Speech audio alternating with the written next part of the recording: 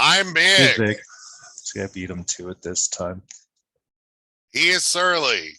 He always beats me to it because I always lag on this comment. And I think it's because I feel I'm not sure if surly is the correct word. Um, but anyway, I prefer. Churlish. Big and churlish. I'm not sure. Churlish. Doesn't matter. What's the term for it? I apologize for all the coughing. I'm Contrarian. getting over being sick. Yeah, I'm still sick. Unfortunately, I've been sick since last Saturday. Yay! Doctor, calling the doctor tomorrow. I have what's the thing? Inflamed lymph node going on. So, oh, poor buddy. Probably looking at antibiotics. I've had inflamed lymph nodes. They're usually, if I remember right, like bacterial in origin. But speaking of bacteria, there are some scum involved in the trucker protest we're going to talk about today, aren't we? The Canadian Freedom Convoy. Is that the official title? I think that's what they're calling it, yeah. Okay. Kind of depends on whose freedoms. Well, and this is actually an interesting point because protests are not peaceful by nature. Protests are disruptive by nature. I mean, the whitewashing of blue-collar racial protests of the 1900s, 2000, and the 20th century, to make them like the idea that you can protest without even causing anybody any problems is a myth. So, I mean, disruption is the most natural part of a protest. It disrupts the status quo. It makes the status quo unbearable to the people who before were quite comfortable with the status quo. I guess I wasn't thinking of the scum being the protest itself and the disruptive nature of it. Yeah. I was thinking about this guy, Pat King. Well, Pat King is fairly low down on the totem pole, but still, one bad apple ruins the bunch in this kind of work. In my experience, if you have one person whose views are, God, I hate to use the phrase outside the mainstream. That's not even right. He's just a fucking racist. He seems like it. Yep.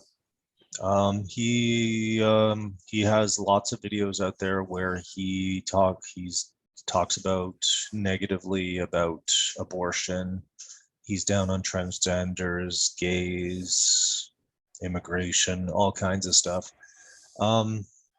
He also believes in the white replacement theory, which is the idea that the white race is slowly being bred out of existence. Although, frankly, I think we're a little bit late on that. Like, numerically, the whites have always been the minority globally, so I don't know what he's bitching about. But people be people, regardless.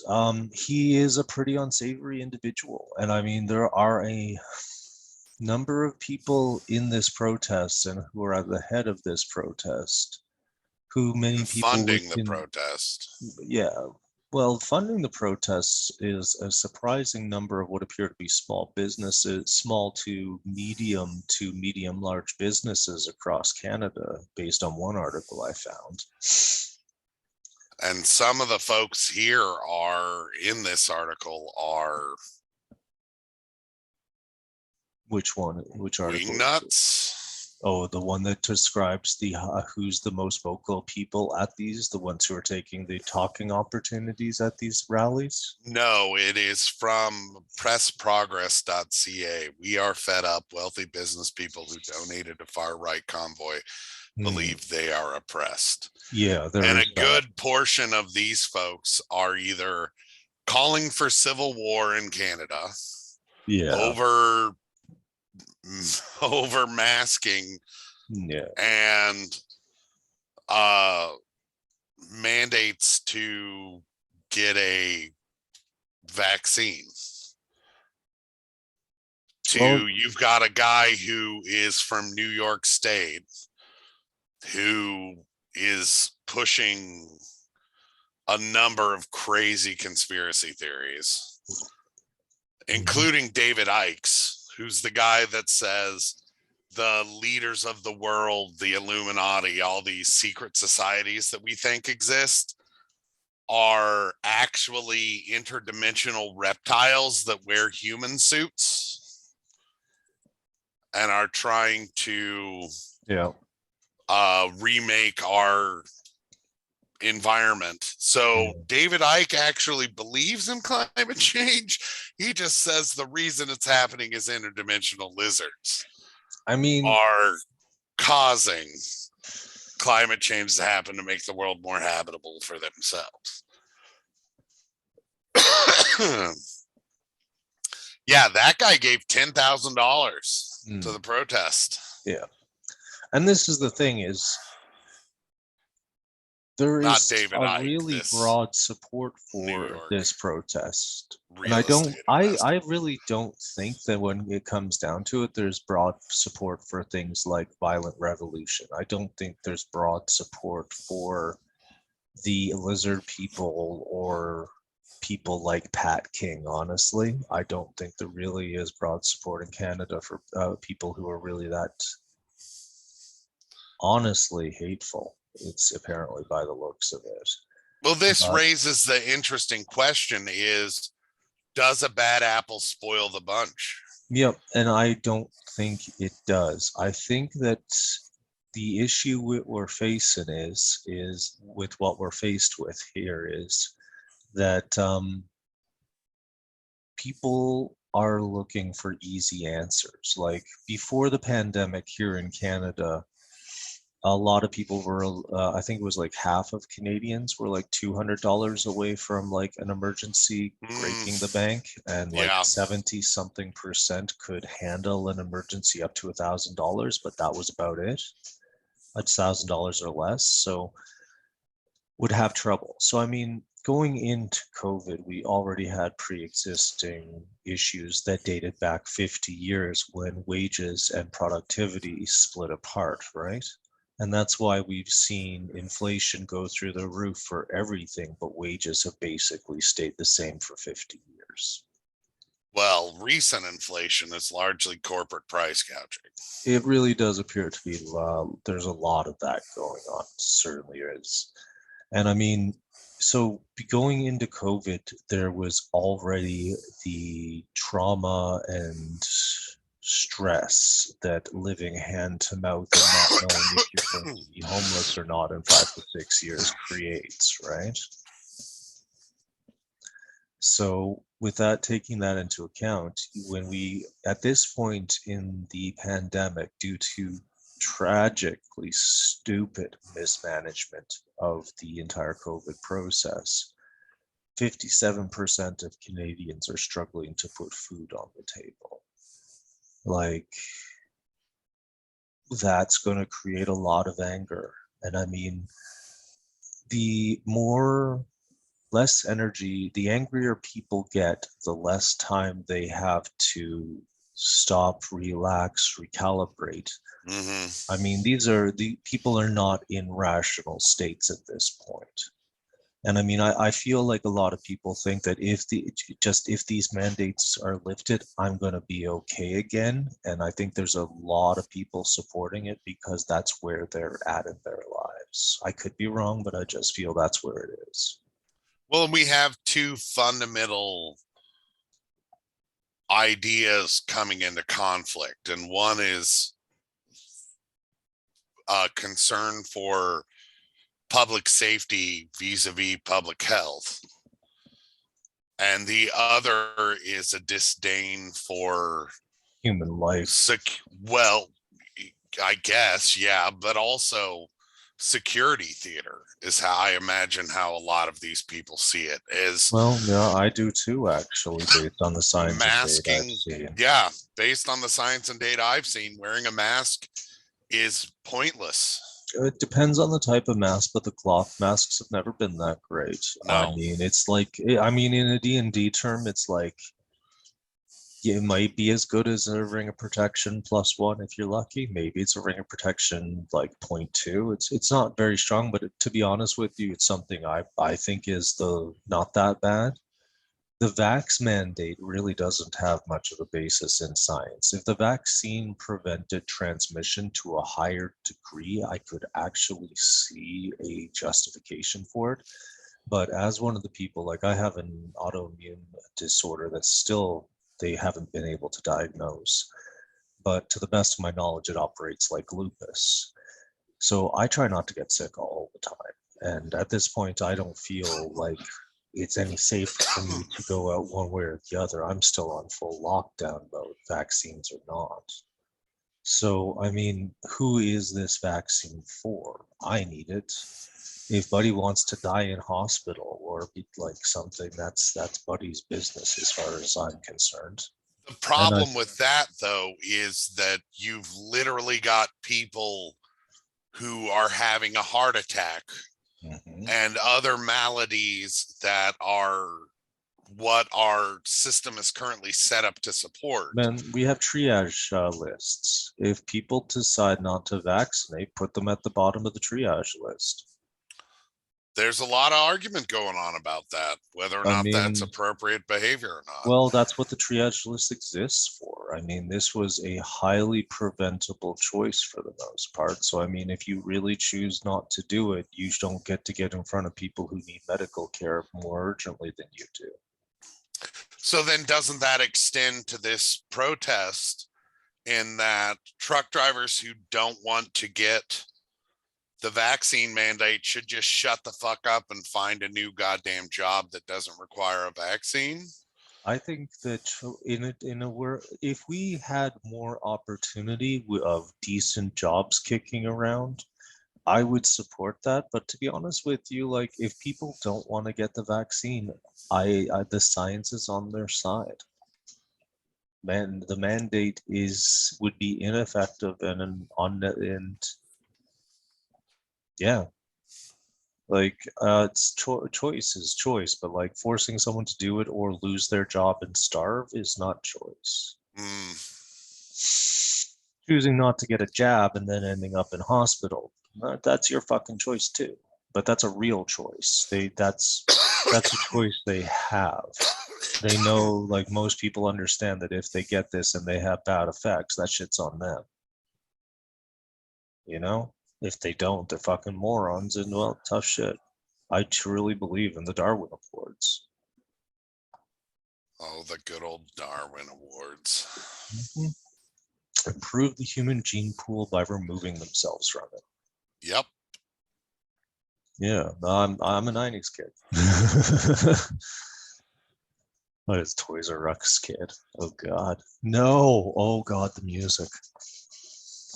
Do you remember the Toys R Us jam? Oh boy, do I remember the Toys R Us jam. I only ever got to go in a Toys R Us twice. Oh yeah, and once it was just to look around, not even to buy anything. I often went to look around.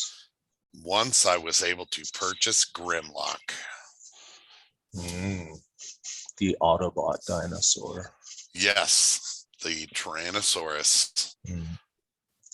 But yeah, so like I really do think it comes down to like at this point, I think a lot of people feel like if these things are gone though, like I think even like this whole discussion of whether there should be a mandate or not is basically culture war bullshit. Yeah. So, I mean, I'm fully on the side of these people because the science is there. Who is running this? No. But on this one topic, it's like a broken clock is right twice a day. And if we can't admit when the other side is right, there is then we're just being intransigent for no other reason of fixing the culture war. Yeah. And I mean, I've had to defend this to a lot of views online because I've been putting down, I post everywhere trying to get people to go on general strikes and like engage in mass mobilization and direct action. And so it's like you can support the idea without supporting some of the players. And in this case, and to be honest with you, I think the fastest way to get these sort of, honestly, like to destroy the plot, it's me and you have talked about this before. For me, I think that the left spit on and kicked the working class under the fucking bus around the 1980s. They did. And we are now reaping the fucking what we sowed in this case, because the working class, with nobody to help them, have just pushed further and further and further right as their position got worse and worse. They had less time to think about shit, and they were just fed hate, lies, and propaganda by, frankly, both sides. Well, and it also goes back to the 60s era protests where you had cultural revolutionaries and you had political revolutionaries, and they often were not on the same page as to what needed to happen. Ultimately, in America, the cultural revolutionaries were more successful. Civil rights happened. Women's rights, to some extent, happened. Whatever didn't cost very much money to rich people got through. Which is the cultural rights, right? Because the political rights involved a redistribution of wealth. Economic rights. Yes. And social rights to a degree. So the individual rights argument won out in America. But the thing is, why can't you have all because we should, but that's what won, was cultural rights, and it was used to utterly those individual rights are, well, it's now what we nitpick and fight over. We should worry about people of color. We should worry about Latino people. We should worry about gay people. We should worry about lesbians. We should worry about the whole LGBTQIA spectrum. No, trans people are the most oppressed. They should be our focus. And so it becomes a pissing contest on the left over who is supporting and in allyship, or who is the most oppressed of a section, instead of a recognition that we all stand in solidarity as oppressed people. Yeah. See, and that's kind of the thing, is it's the left versus right is brilliant theater. I mean, it really is just theater. It isn't left versus certainly right. When you talk about American politics, because there is no left in American politics. No, you got center right and far right. That's like Canada. Even the NDP, I don't even think are left of center up here. I think it's pretty much the same up here. And all of them are authoritarian. Like, it's fucking ridiculous. Yeah.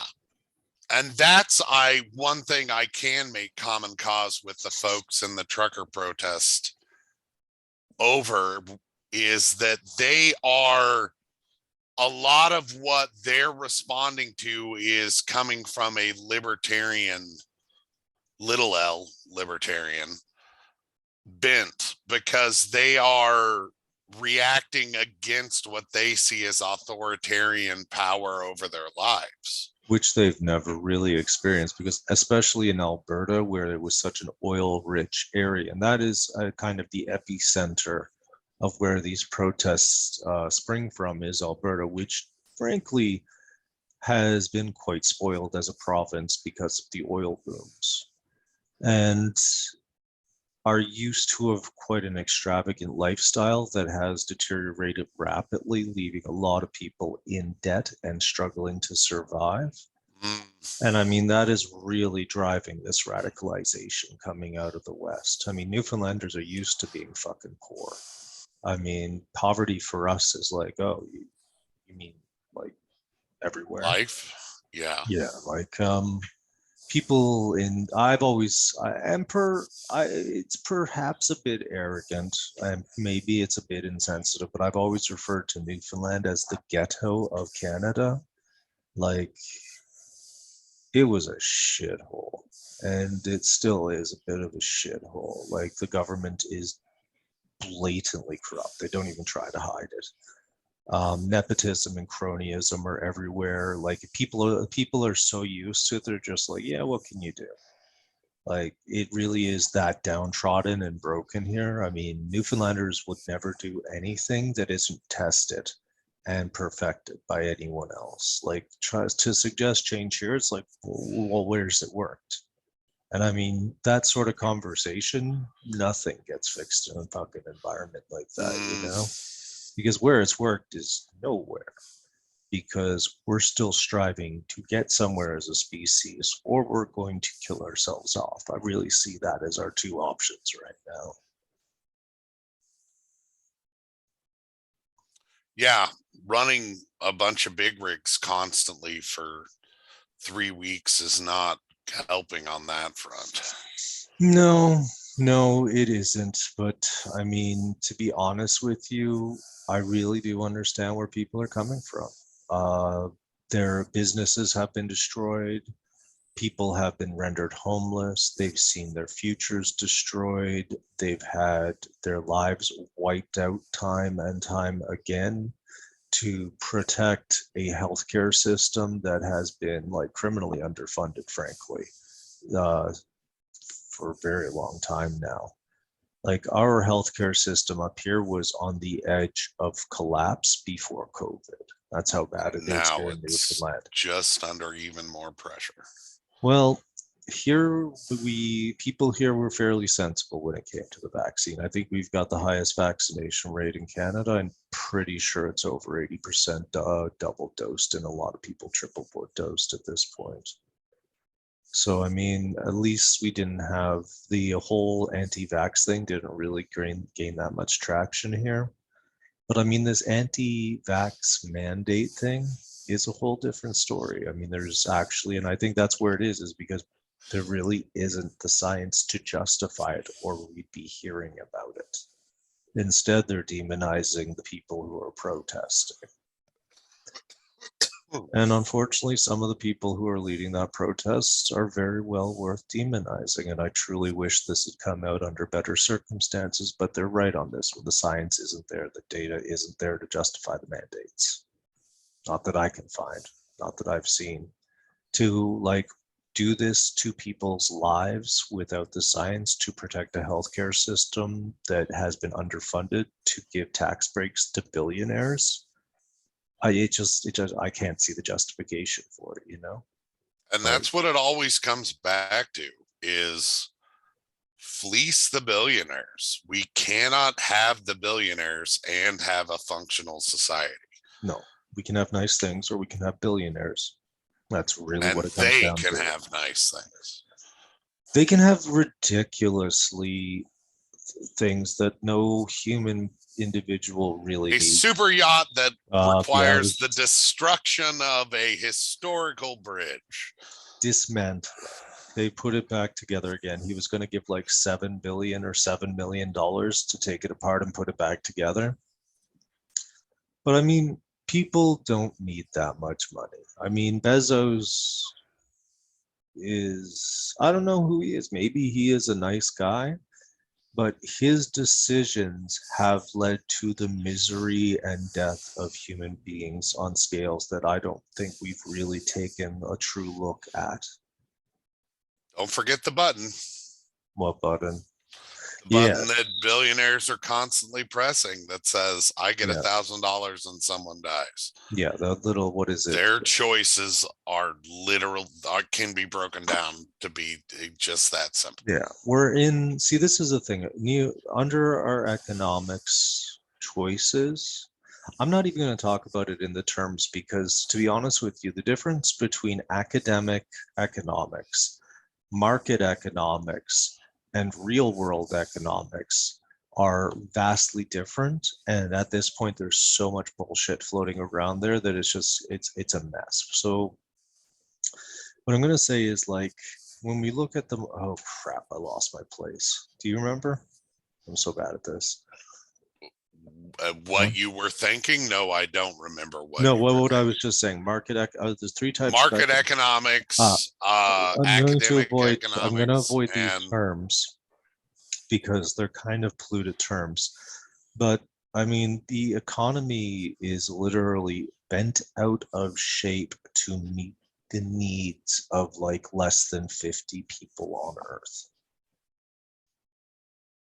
It's literally like the reality of it. Like, we're surrounded by monopolies that allow them to kill off people without any real repercussions. Like, If you much did a of it, gravity model, there'd be this tiny little group of people yes. warping the surface of the economy down towards them. Mhm. And there'd be several billion other people standing over here Mm. up on a hill because of the degree to which gravity is being warped by these 50 people. If we were able to just snap our fingers and remove the top 10% of the top 10% wealth Of wise the of the top, human race just gone, there'd be no more climate crisis. sure, there'd be no more America or Canada either, because we're in the top 10%. No, I think my emissions are below top 10. I even when I live below top 10%. But yeah, if you, statistically, um, and that's not necessarily true. I mean, when you think about it, Most developed countries live yeah. at a One standard. second. With what are we at now? Like 7.5 billion? That makes it 750 million people. So, I mean, that's like America, Canada. Canada's actually per capita use is extremely high overall. So, yeah, America, Canada, and Europe basically gone. Yeah. Well, small chunk of Europe. But I mean, this is the thing is, Well, it's like, 400,000 or 400 million people would be a big chunk of Europe. yeah, right. Well, yeah, really. That's the thing is like, what's the word for it? I mean, it won't take much to actually start turning this around. It's like literally the emissions of the developed world literally has to be checked. We can't be using up the global emissions literally we're blowing through a world's resources every year. Like, if your freedom exists, 1 second, I have a great quote for us today. But yeah, like if we can't sustain how we live. And I mean, energy wise, we might actually find stuff with time that works. But at Well, this and moment, there's one positive thing that's happening is US states are getting money to put in electric vehicle charging stations along the interstate system. we still need to, like, yeah. Hopefully they will be self-powering. It would be really dumb if they were not self-powering. You put in a couple batteries and some solar panels and those charging stations wouldn't have to draw on the grid. Yeah. And I mean, Then your next post-apocalyptic it's going to need to be a lot more than that. Like, we're talking get rid of fast food restaurants, cut down on consumption, get rid of factory farming, all sorts of KFC stuff. now has Beyond Chicken. Yeah, that stuff might not even be. Oh, to be honest with you, the factory made It's vegan. stuff. Oh, I know it is. It's Anyway, just not good for you. see, the thing is, Canada and It's America. still garbage. Of course it is. Canada and It's just America have really been vegetable part of garbage. the European exploiting the rest of the world while talking about our freedoms. And I mean, our freedoms are built on the denial of freedoms for others. So we don't actually have freedoms. What we had is privilege. And that's paraphrasing a Pine Creek First Nation chief, Derek Nepiknak. And I know I'm not saying that right.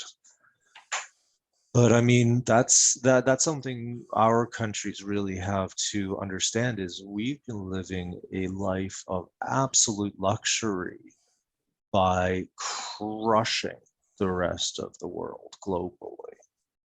And I mean, as a thought exercise, removing the top 10% saves the world.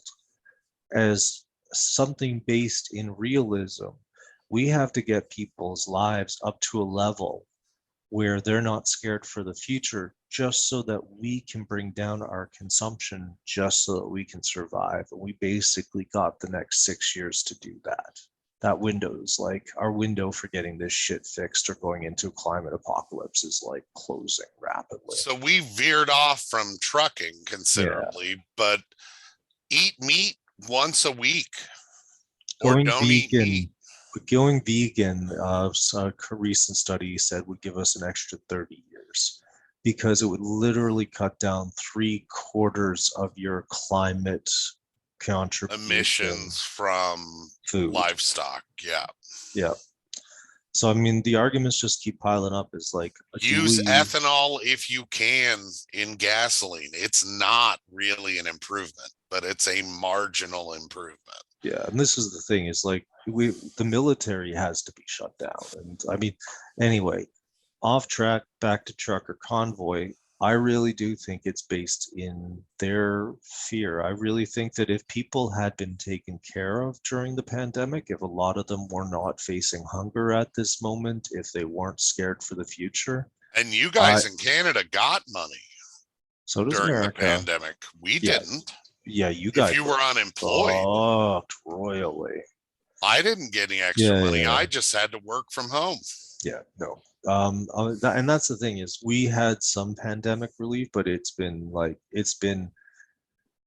typical bureaucracy. Sure, bullshit. This should have been the tipping point for universal basic income. From going under the bus. It did not stop small businesses from going under the bus.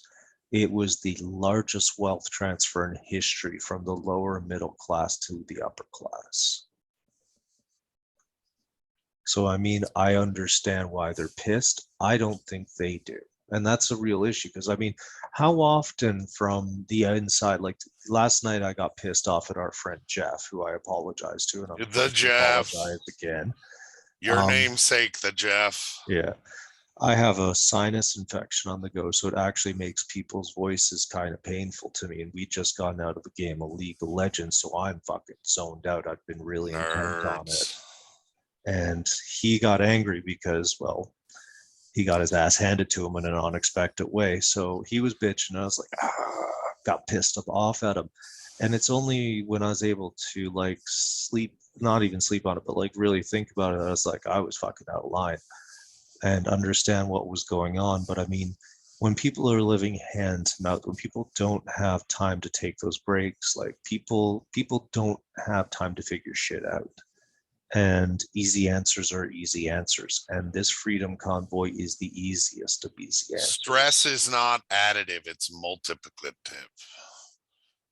Yeah, stress is exponential. Yeah, that I'd agree with. And so the problem when you put people under stress, especially if they can't find add a way out, little bit more, and then add a little bit more, it rapidly grows out of control. It's like, yeah, it's like a head press, just slowly tightening and tightening and tightening until head explodes. And I mean, we're never as smart as we think we are. Now, that's been a real problem with the intelligentsia that I've noticed outside. I grew up a bit in the ivory tower, and I grew up a lot outside of the ivory tower. And the ivory tower intelligentsia and the business class intelligentsia are very much divorced from the reality which most people live. And we live in a culture that victim blames. If you're not making it, it's your fault for not fucking working hard enough. And I mean, we've put people into impossible positions that they cannot think their ways out of, so they need a scapegoat. And this is the easy thing. This is the path of least resistance, is the scapegoat. And what we really need people to focus on is this is the government's fault. This is billionaires' faults. These people need to be brought in line. They can't continue to exist as they do. And I mean, so get out there and talk to a right-winger.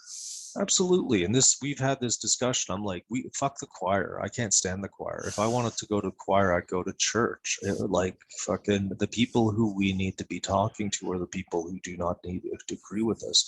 And we have to be talking to them I mean, losing your patience eventually with some sorts of fucking stupidity is understandable, but understand that most people are just fucking trying to do the best they can through life. And if you happen to luckily be a bit smarter or educated than people, that is a fucking lottery outcome. And it's a privilege. So fuck off with the attitude. It's hard, but we got to do it. And I think I'm ready to fuck off with the attitude. Yeah, I think that's a good closer. I've been big. I've definitely been surly. Have a good one. Bye. Bye, con Dios.